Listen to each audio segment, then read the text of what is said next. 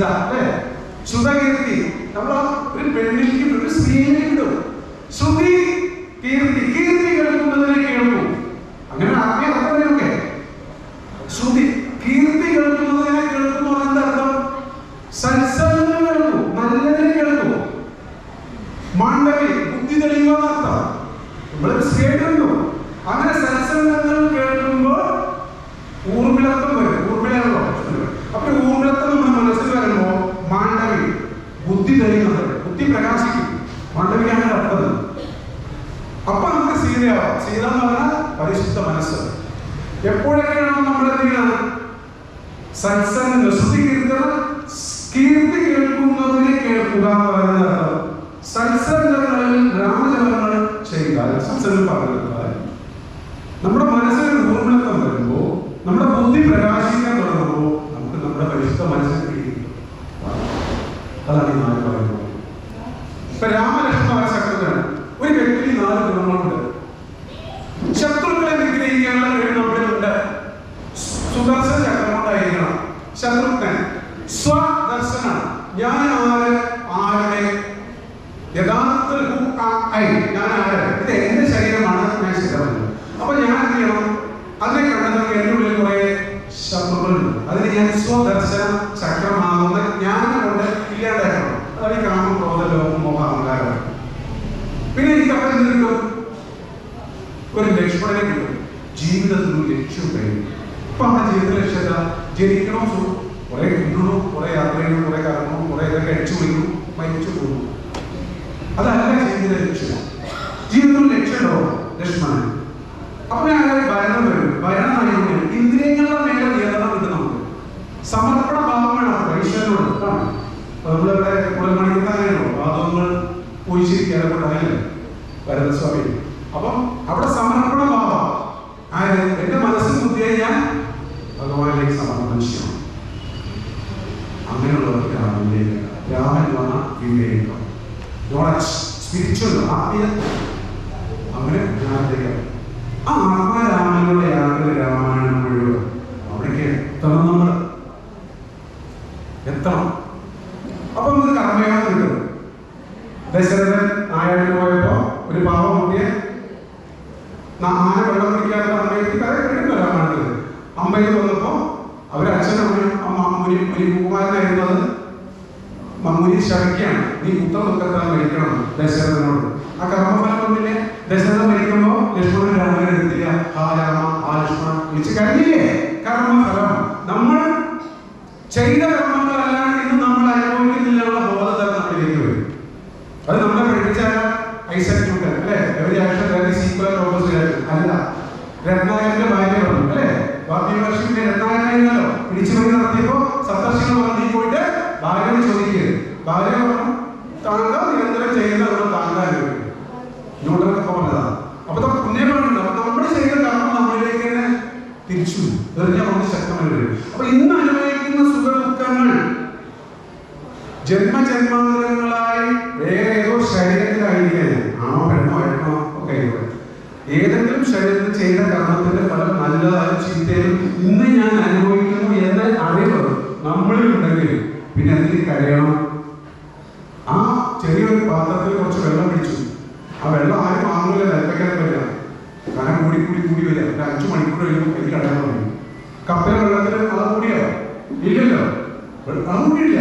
നമ്മൾ നമ്മുടെ ഉള്ളിലേക്ക് വരുന്ന ഒരു വിഷമത്തെ എത്രത്തോളം നമ്മൾ താങ്ങി നിർത്തുന്നുവോ അത്രത്തോളം ഭാരം. നമ്മൾ വിഷമം മാത്രമാണ് ചർച്ച ചെയ്യുന്നത്. നമ്മളെന്താ പ്രശ്നം മാത്രമാണ് കുടുംബത്തിലെ നാട്ടുകാരോടൊക്കെ ആ പ്രശ്നം ചർച്ച ചെയ്യുന്നത്. അതിലൊരു വാക്ക് സന്തോഷമുള്ളതിനെ കുറിച്ച് ചർച്ച ചെയ്തൂടെ? ആരൊക്കെ നമ്മുടെ പ്രശ്നം കേൾക്കാണെന്ന് സൗകര്യം. നമ്മൾ പ്രശ്നം പറയുന്നവർ വേറെ പ്രശ്നം ആലോചിച്ച് നിൽക്കുന്ന സമയത്താണ് നമ്മുടെ പ്രശ്നം. പരിഹാരത്തെ കുറിച്ച് മാത്രം സംസാരിക്കുക.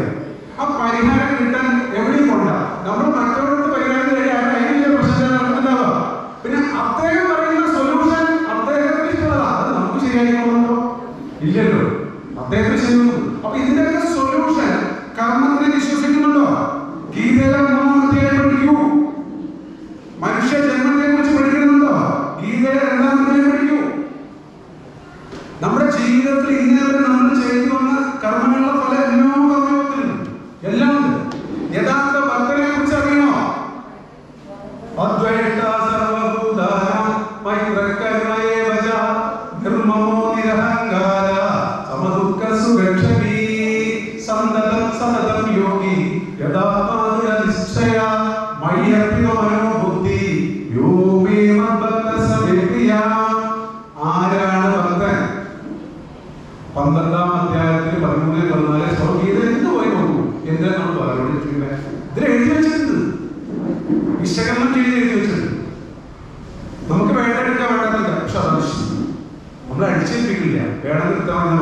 നിങ്ങൾ പഠിച്ചോളണം, അല്ലാതെ അവിടെ പോയി സ്വർഗം തരാനൊന്നുമില്ല. നമ്മൾ പഠിക്കാൻ വേണമെങ്കിൽ എടുക്കണ്ട. ഇത്രയും പറയുന്നത് അർജുനോട്. ഒരു ജീവജാലങ്ങളെ ദ്രോഹിക്കാൻ എടുക്കാതിരിക്കുക. ഈ പ്രകൃതി നമുക്കൊന്ന് സമ്പത്തല്ല. ഈ ഭൂമിയിൽ ഈ സമയത്ത് ഇവിടെ ഇരിക്കുന്നുണ്ട് എന്നുള്ളതാണ് നമുക്ക് ആണല്ലേ. വീട്ടിലേക്ക് എത്തുമോ? എത്ര ഗ്യാരണ്ടി വരാൻ പറ്റും? നമ്മളെല്ലാം വീട്ടിലെത്തും. എത്ര ഗ്യാരണ്ടി വരാൻ പറ്റില്ല, പറ്റില്ല. അപ്പൊ ഭഗവാൻ തന്നിട്ടുള്ള പ്രകൃതി എന്നുള്ള സമ്പത്തോടെ ഈ നിമിഷം ഞാൻ ഇവിടെ ഭഗവാൻ സന്നിധിയിൽ ഇരിക്കുന്നു എന്നുള്ള നാളെ ഈ നിമിഷം ഞാൻ നല്ലതാക്കി പോയാൽ ഞാൻ നല്ല മൈത്രക്കൈ എല്ലാ ജീവജാലും മനുഷ്യരുടെ മൈത്രി ഭാവം. ഈ പ്രകൃതി ആവുന്ന ഈ തോട്ടത്തിലേക്ക് മേയാൻ പറ്റുകയാണ്. അപ്പൊ എല്ലാവരും നമ്മൾ ഉൾക്കൊള്ളണം. അത് മുമ്പായാലും പൂച്ചയായാലും പട്ടിയാലും ആനയാലും കോഴിയാലും ഒക്കെ അവർക്കെല്ലാം ജീവിക്കാൻ അവകാശമുണ്ട്. മനുഷ്യന്റെ സ്വാർത്ഥയ്ക്ക് വേണ്ടി ആർത്തിക്ക് വേണ്ടി ഇതെല്ലാം നശിപ്പിച്ചു. പ്രകൃതി വെറുതെ സ്വഭാവം കുറ്റക്കാരൻ. ഈ പ്രകൃതി നമുക്ക് ജീവിക്കാനാണ്. നിർമ്മമോ നിരഹങ്കാര, ഒന്നിനോട് മമത്വമില്ലാതിരിക്കുക. ഇതെന്റെ അഹങ്കാരമില്ലാതിരിക്കുക. ഇത് ഈശ്വരന്റെ, ഈ ഈശ്വരന്റെ, ഈ കുട്ടി എന്റെ അല്ല. ഈ കുട്ടി ഗൾഫിൽ പോയിട്ട് കോടികളിൽ ലക്ഷങ്ങൾ ഉണ്ടാകുന്നു. ഭഗവാൻ എന്നെ സംരക്ഷിക്കാൻ വേണ്ടി ഈ കുട്ടിയെ ഈ ജന്മത്തിൽ എന്റെ മകനായി നിലനിർത്തുന്നു. അങ്ങനെ വെച്ചൂടെ നിമിത്തഭാവം. ഈ ഭർത്താവ് എന്റെ മാത്രം, പെണ്ണമായി നോക്കാൻ പാടില്ല, അമ്മയെ നോക്കാൻ പാടില്ല, എന്നെ മാത്രം നോക്കാവോ.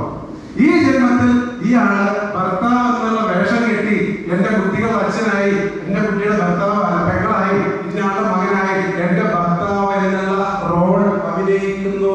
കുറച്ചു കാലം കഴിഞ്ഞാൽ അദ്ദേഹത്തിന് വേറെ റോൾ അഭിനയിക്കാൻ പോകേണ്ടത്. സിനിമാ നടന്മാരെ ഒരേ സിനിമയുടെ ഒരേ വേഷങ്ങളാണ് അഭിനയിക്കുന്നത്, വ്യത്യസ്തമാണ്. അപ്പൊ നമ്മളിവിടെ അവിടെ റോള് പെങ്ങള റോള് ഇങ്ങനെ ചിന്തിച്ചു പോയാൽ എന്താ കുഴപ്പമില്ല. നീ എനിക്ക് തരാതെ മറ്റൊരു കൂടുതൽ കൊടുത്തു. എനിക്ക് ഈ നിമിഷം ഇതിനാണ് ഈ രൂപം. ഞാൻ ഇത് സന്തോഷം സ്വീകാര്യമാണ്. നിർമ്മമ നിരഹങ്കാരം, സമദുഃഖ സുരക്ഷ. ഇവിടെ കുറച്ച് പ്രശ്നം. സുഖത്തിൽ ദുഃഖത്തിൽ ക്ഷമ ആർക്കുണ്ടാവുക, ഒരു സമത്വം പാലിക്കാൻ കഴിയും. സുഖം നിന്നപ്പോൾ ശരിക്കും അട്ടഹാസിക്കും, ദുഃഖം വരുമ്പോൾ കാര്യം. ഇതാണ് കൈലി മനുഷ്യൻ. എല്ലാവരും കയ്യിലാണ് കലി സംസ്കാരം. ഇത് സമത്വം പാലിക്കാൻ കഴിയും. ഒരു കയറ്റം കഴിഞ്ഞാൽ കയറ്റത്തിൽ നടക്കണമെന്ന് സൂര്യന് മഴക്കാലം തടയാറുണ്ട്. എത്ര വേദനിക്കാം, കാലാകാലം തടയും. അങ്ങനെ തിരിച്ചു നോക്കും. സൂര്യൻ എന്തായാലും പ്രകാശിച്ചു വരിക ചെയ്യും. അങ്ങനെ തിരിച്ചു. അപ്പൊ സുഖത്തിലും ദുഃഖത്തിലും സമത്വം. സന്തതം സതതം യോഗി, സദാസമയത്ത് യോഗാവസ്ഥയിലേക്ക് ഇങ്ങനെ ഇരിക്കല്ല. ഏത് ജോലി ചെയ്യുമ്പോഴും മനസ്സും ബുദ്ധിയും ഭഗവാനെ കണക്ട് ചെയ്ത് കൊണ്ടിരിക്കുക, കണക്ട് ചെയ്യുക. ഒരു ചാരം കൊണ്ടിരിക്കുക. എന്താ പറയാ, പരാമക്കനാന്ന് പറയുന്നത്. അതിൻ്റെ ഇടയിൽ വേറെ റോളിലാണ്. ഞാനിപ്പോൾ ഇവിടെ ഊണ് കഴിക്കുകയാണ്. ഭഗവാന്റെ പ്രസാദം, ഭഗവാന്റെ പ്രസാദം. ഭർത്താവിന്റെ ചിന്താണ് ഭഗവാന്റെ പ്രസാദം. ഭഗവാൻ ഏതോ ജന്മത്തെ കൊടുത്തിട്ടുണ്ട്. ഒരു വാങ്ങണ്ടേ, കൊടുത്തിട്ടുണ്ട്. എന്റെ 100 രൂപ കളവ് വേണ്ടി 50 ലക്ഷം കിട്ടി.